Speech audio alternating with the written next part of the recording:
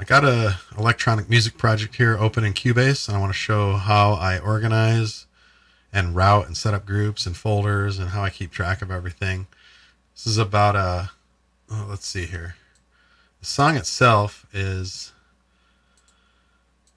5 minutes and 40 seconds. And there's a bunch of stuff I want to do to it. I'm kind of starting in the middle of a project, and I want to finish it up. So I want to show you some cool automation techniques, and also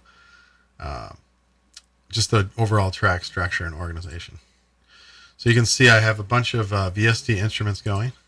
I've got a bunch of tracks, rack instruments here, and we'll go through these one by one. Then I have effects channels, group tracks, input and output. So we can work our way back from the main outputs. There's just a stereo output in here, so there's not much to see there. And that corresponds to the output track. If you look at the mixer, it's on the stereo out. Okay, so we've got that. That's easy to understand. Group tracks, you can see I have basically, these are buses effectively, like in the virtual mixer of Cubase. You can just right click and you can create a group channel track. And when you do that, you give it a name. So this is like your sub mixes. So you can see I have drums, bass, synth, effects, an effects mix, and a final. I got some automation on the effects channel.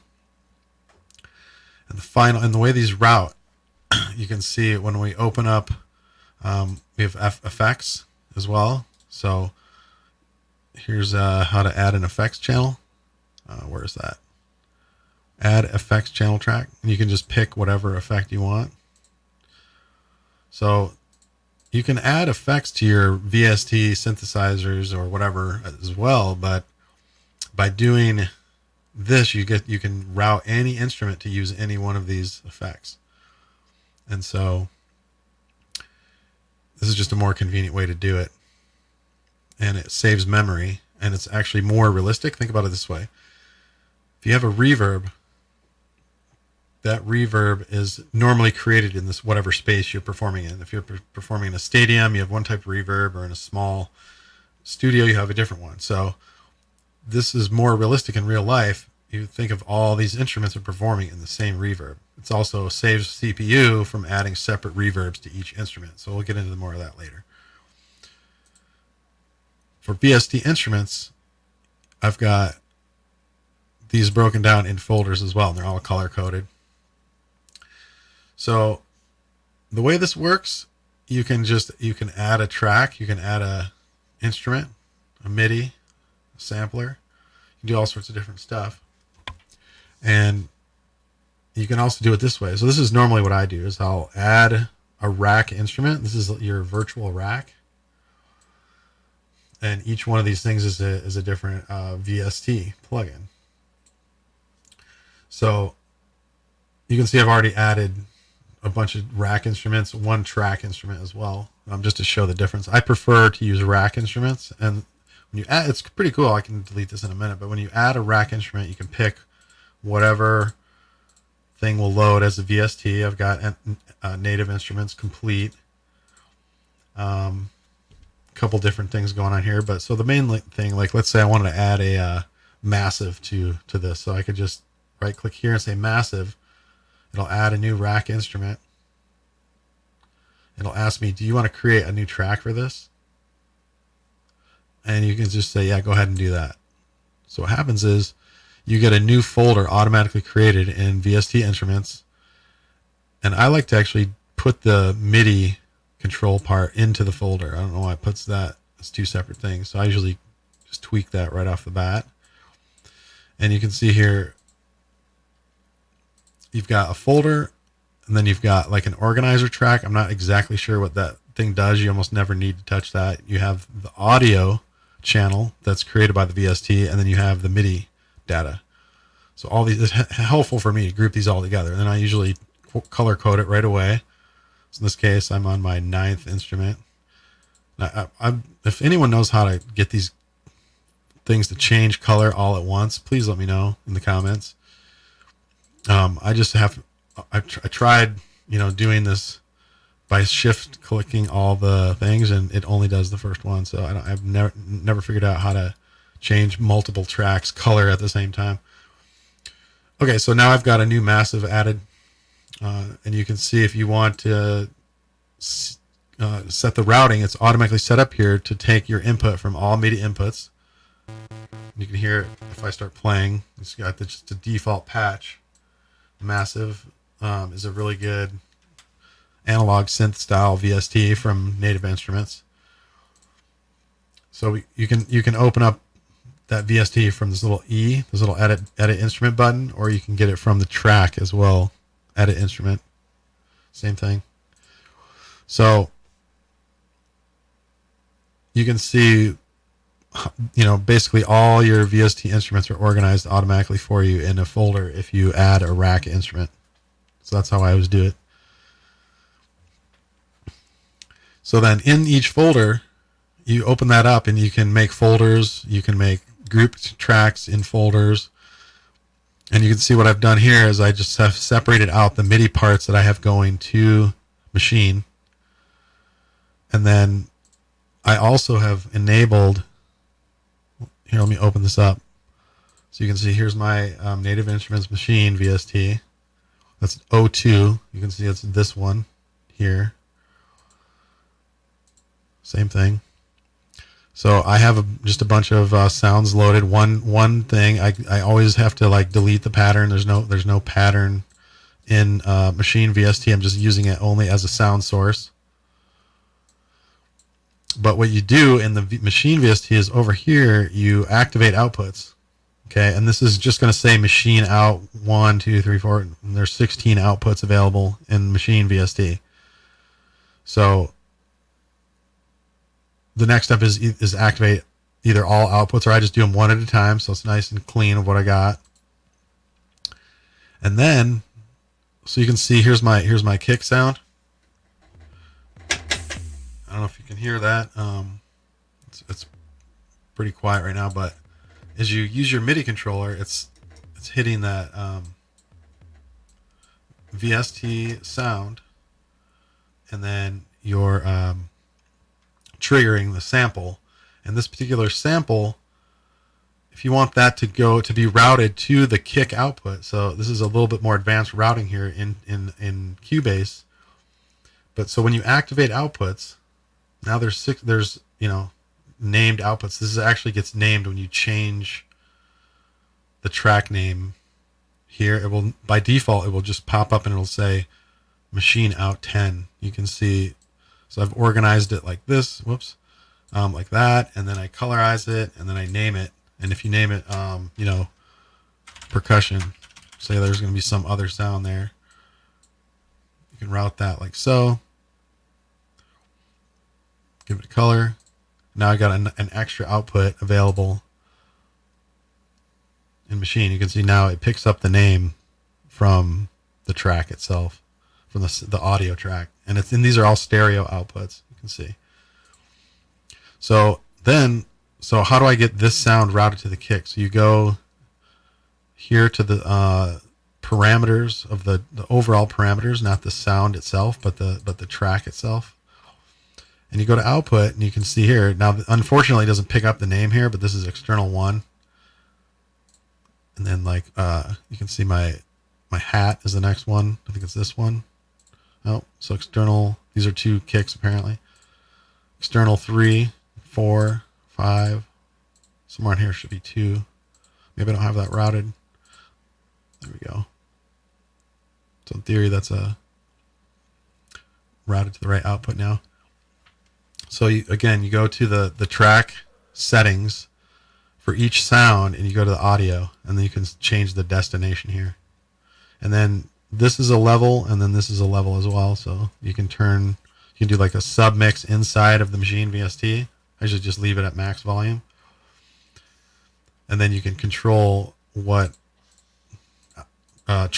audio track in Cubase that's routed to.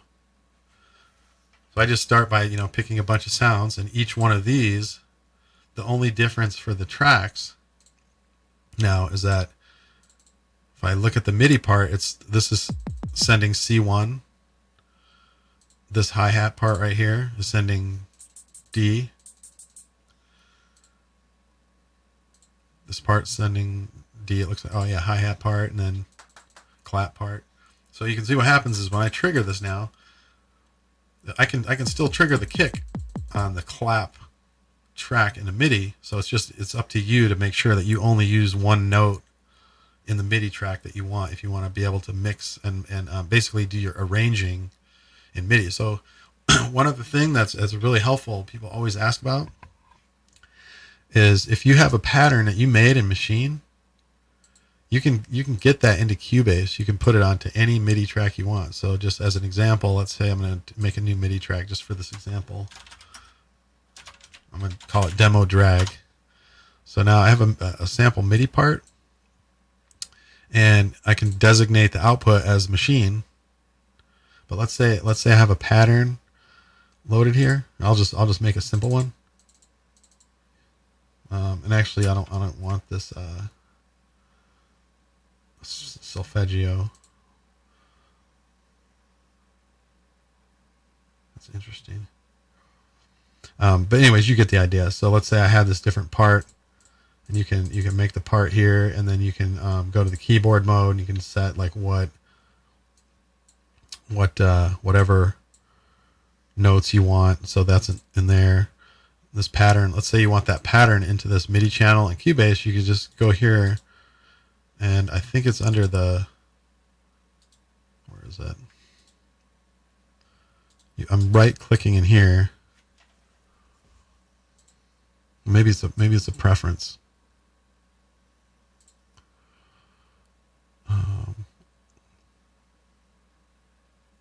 File preferences.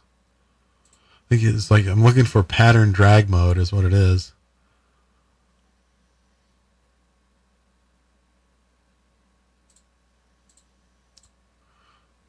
All right, let's see, where is that?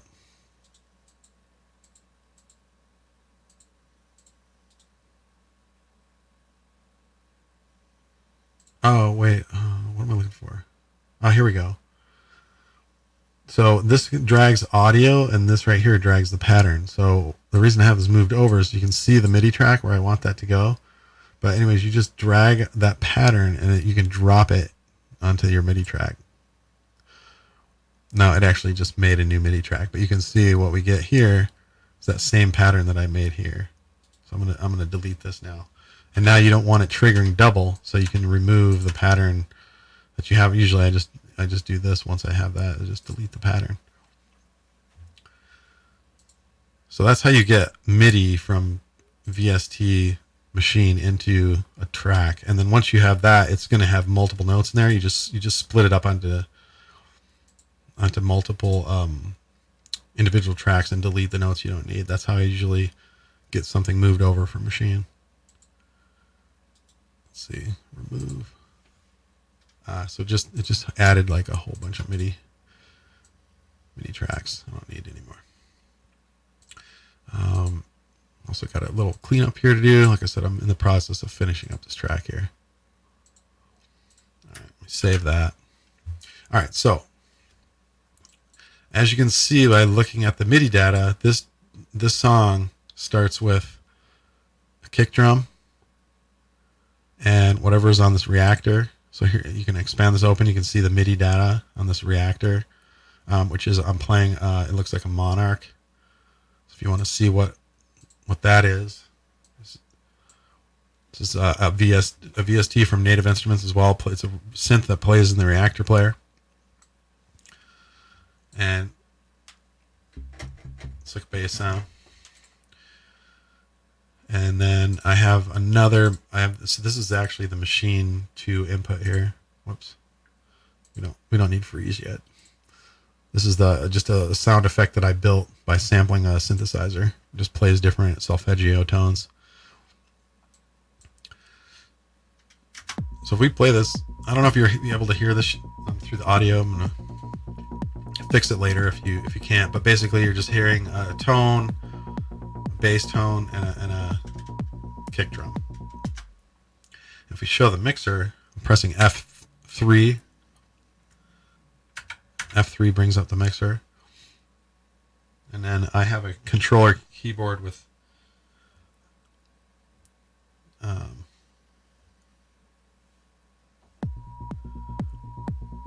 with a transport on it. So I'm just hitting rewind and play. So we'll get into this mixer automation here in this one in a little bit. You can see there's effects, insert effects. I have a tube compressor and a bunch of these. Sorry for my phone. I'm going to press stop. So we're almost ready to come in with a hi-hat.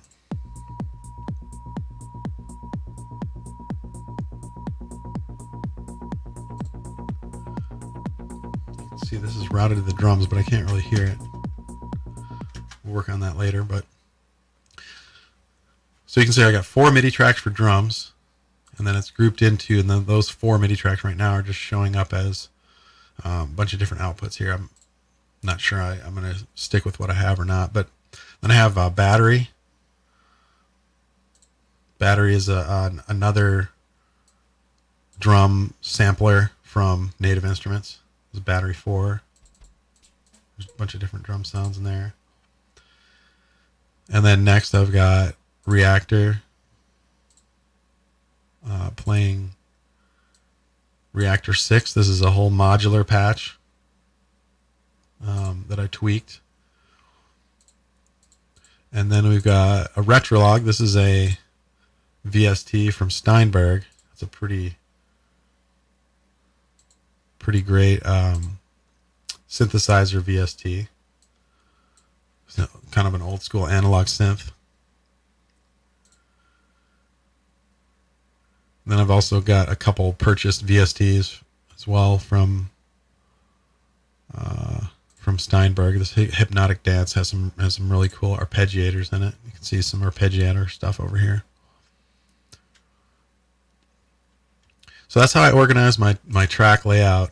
And then what I do is, obviously all of the audio channels from Maschine are routed to the drums output, the group track that I named drums. So you can come down here and you can mute all the drums. So if we get, into the middle part of the song here. All right, got a whole bunch of stuff going on in there. And if you want to, solo the drums, you can do that really easily with a group track.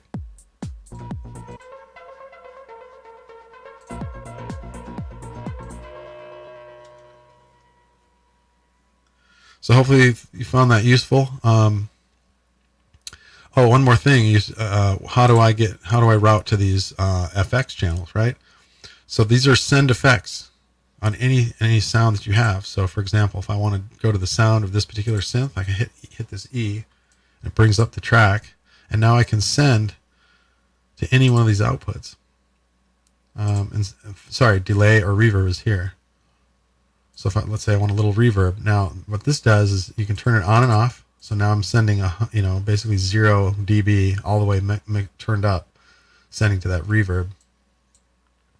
Now this little button right here is pre-post fader. So what this does is this will allow the mix to come back into this fader, or if I flip it, that's post fader. So it turns color from light turquoise to blue. But so for things like side chain from the kick, you want to use post fader, so that you can control how much is going to the bus with this just dragging here. And then post fader, you can turn this all the way down if you want to. I have read automation turned on, but you can turn the fader all the way down and only get the reverb. That's kind of a cool way to mix in and out reverb. So that's how that works. We'll leave a little bit of reverb on there. It'll be fine. So that's how you use the FX channels. And then you can see I have the FX channels. Their output of the FX channel is going into, well, actually this is for stutter edit. I actually was playing around with the demo. I don't need that anymore. just hit save off. And anyway, so going to the reverb, this is going to the effects. So you can actually mix the amount of effects on its own group channel as a whole. And then this comes into the effects mix. So the reason why I do two different effects channels is you can see the effects, I put volume automation on the all the effects, and then I have the output of that going into effects mix, so I can mix in the entire effects. Now, one thing I wanted to touch on is you can see you may be wondering, how did I get this this triangle automation on the effects channel? So obviously I did not draw this. So like underutilized tool, but I wanted to show you one of the coolest tools for drawing automation in Cubase. Let's say I want to add some to add this volume automation. How did I get that? So you can see here, normally people just grab the pencil tool and they come in here and they start drawing automation. Well, if you look, there's actually by default there's this line tool here, so you can mix it up and down like so. So in this case, I'm basically mirroring what happens when you send kick sidechain. This is how you make a swell that goes with the beat in electronic dance music. It's one way. This is using mixer automation. You can just literally draw the volume that you want. So you can see here what this is a triangle wave. And there's key combos for using this, right? So by default, you have this, you got to start like at 0 volume, and it helps also to close the bottom of this track, and you can make, well, here we'll draw some new automation right here. So you can make this bigger. Okay, now you have this whole area here to draw in, and this is 4 bars. So from 1 to 5, this is a 4-bar phrase. If I wanted 0 all the way up, you can do that. So I'm just going to draw for 4 bars. Now check this out. If you hold the control key, you can set the phase. So this would be starting at 0 volume. This would be starting at max volume. So I'm still just dragging the mouse and holding the control key. So then there's, obviously this is all volume all the way up for 2 counts, and then volume all the way back down for 2 counts. Now let's say I want something a little different. I can hold control and shift and make this volume go all the way up to all the way down, or I can make it go all the way down to all the way up. Now I let go of shift, but I'm still holding control, and you can change where this comes in and out. You can always copy and paste this later as well, but so you can see I'm trying to match this up to whatever I want. And then I think if you hold the Alt key, or what is it? Let me undo that. So maybe I should start with the Alt key.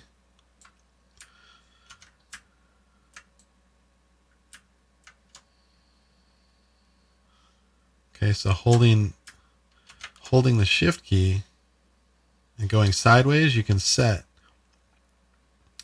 how big or small this automation is. So the first thing you want to do is start where you want the lowest sound, and you're going to draw up to where you want the biggest sound, and then hold the Shift key until those peaks are matching up with your tempo or your bar lines above that. So in this case, this is all the way up and all the way down over a 4-bar phrase. And so for if you have like a filter, that's in electronic dance music, it's a really common way to bring in a filter and out, is like mixing in and out a filter. So why don't we actually do that? I'm going to add a new effects channel, add track, FX channel, and I'm going to do the dual filter.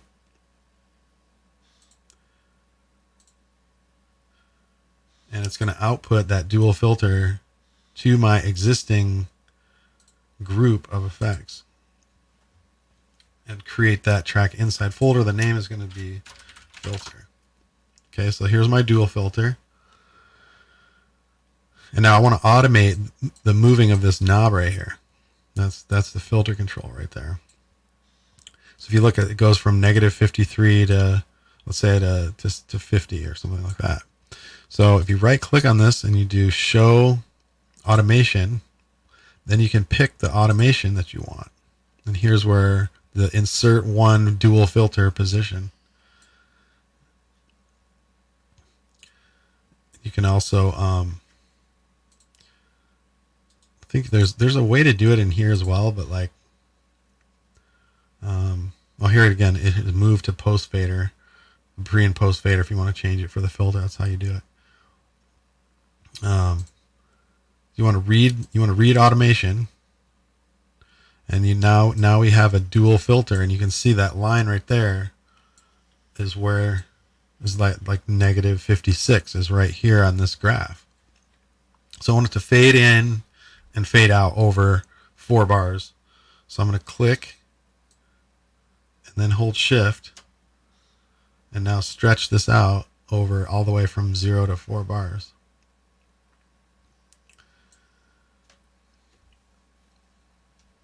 And actually, to make sure I did that right, yep, you can see here, now you may be thinking like, man, do you have to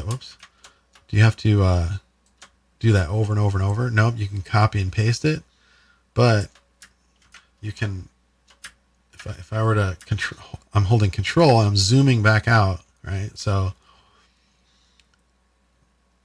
you can do the same thing. Now I know that my, this is 16 bars. So I want four peaks. You can see here, if I stretch this out, it's just, it depends on your zoom level. So there's 1, 2, 3, 4. And I want to go up to 50. And then you can just keep going.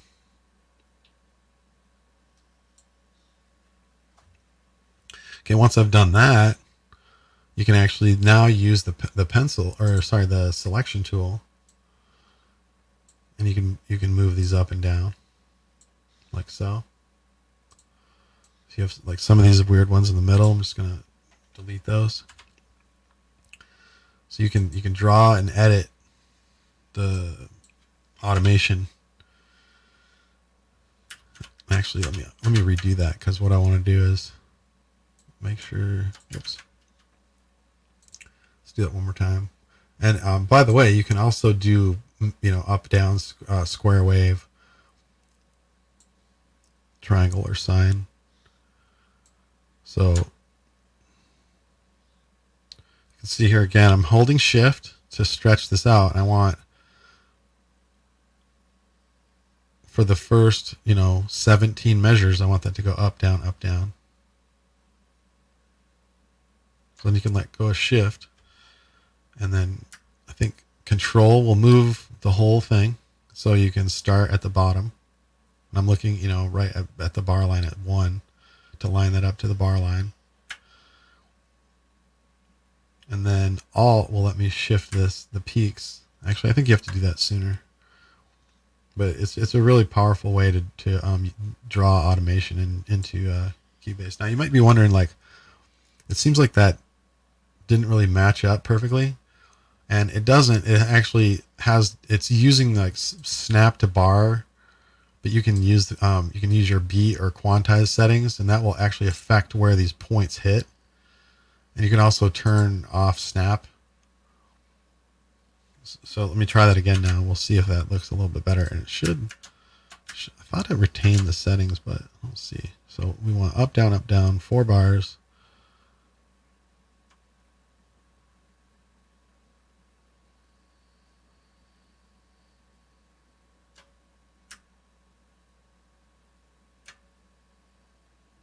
See if that does a better job.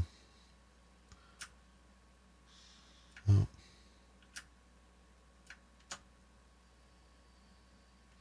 Then I'm holding shift again to see if I can get these all lined up perfectly on the bar line, but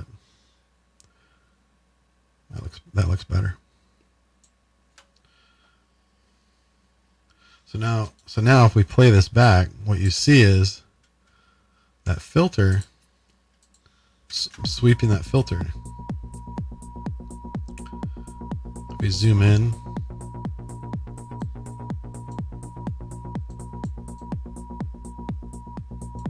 so it goes up and down real slow. So basically simulating an LFO, as if I had an LFO Eurorack module or whatever, sending and drawing the waveform right in.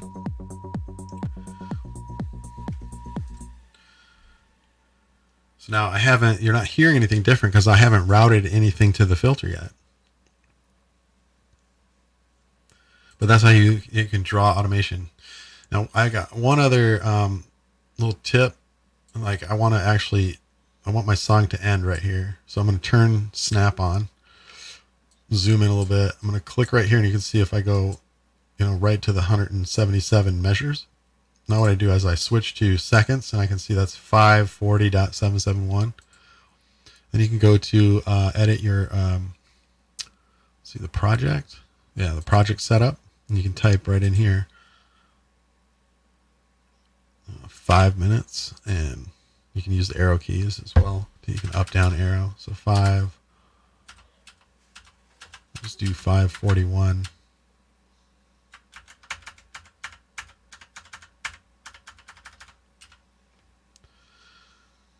And then your whole project, now my project ends right there. And I'm going to do some mixing automation and stuff like that, but that's how you can control how long your song is. And then if you go back to bars and beats, that's normally how you're gonna work is in bars and beats with snap turned on right here. I'm just gonna colorize this guy, and you can just hide the automation for now. Maybe I'll leave it. It looks cool.